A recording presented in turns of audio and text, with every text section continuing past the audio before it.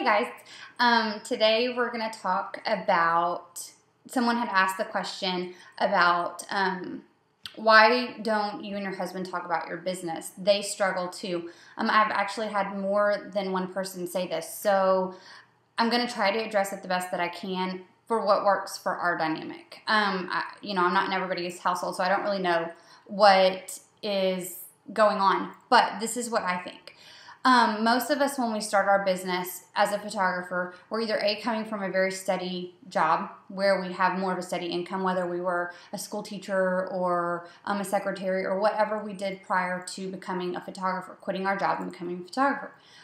Or you were a stay-at-home mom and you decided that you were going to pick up a camera and start a business.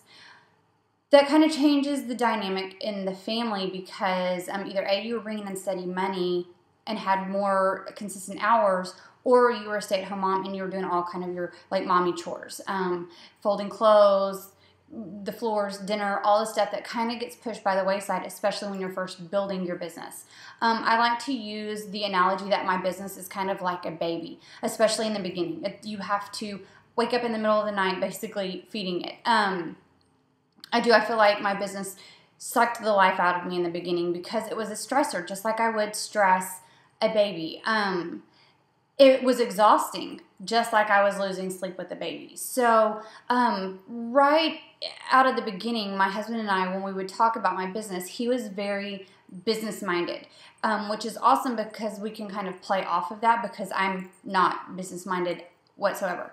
So I feel like what happened was he would try to kind of problem solve when I would come to him with questions or problems or when I was upset, and he would see that I was tired. He would see that I was upset. He would see that I was basically reaching out for help, and he wanted to help me.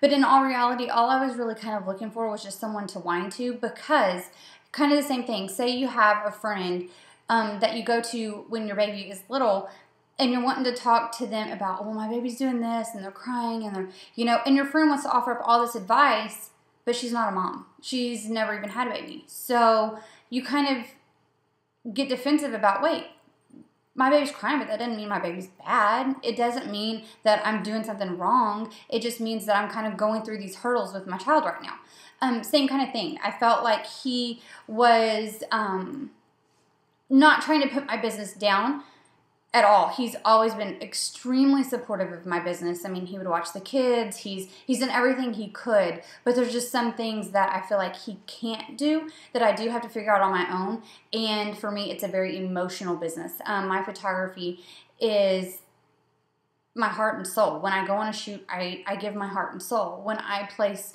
orders with clients, I want them to be happy. I want to please them.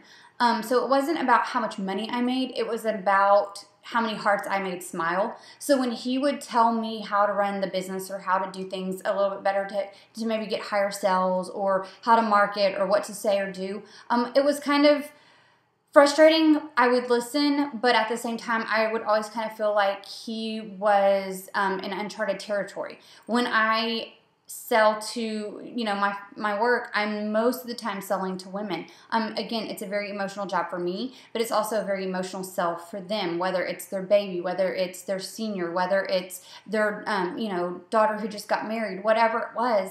I was selling 90% of the time to women. So it was emotional on both ends of the spectrum. So, I think that that's kind of why we have such a hard time talking about it as a husband and wife, is because we see it very differently. And then I get very protective of my business. Don't tell me I'm doing it wrong. Don't tell me, if I'm doing it wrong, it's mine. Let me do it wrong. I'll figure it out. I'll work with it. But don't put it down, because it's kind of one of those things, like your husband. You can talk bad about him, but the minute somebody else talks bad about him, you're like, oh, heck no, back up, sister. That's kind of how it was for me. It's like, I can sit here and hate my business. I can quit every week, but don't you dare tell me you think I should quit, or don't you dare tell me I'm doing something wrong. So that's kind of what happened for us. So now he'll listen, he gives his input, but I kind of pick my battles and don't really go to him for things anymore. Just because I know it's easier for me to figure it out on my own than it is for us to get an argument about it. So anyway, I'm very curious to hear, do you have the same problem? And if you do you have a way that y'all have dealt with it that's worked? Because clearly I still need help with it too. Love you, honey. Hope you're not watching this. I didn't say anything real bad.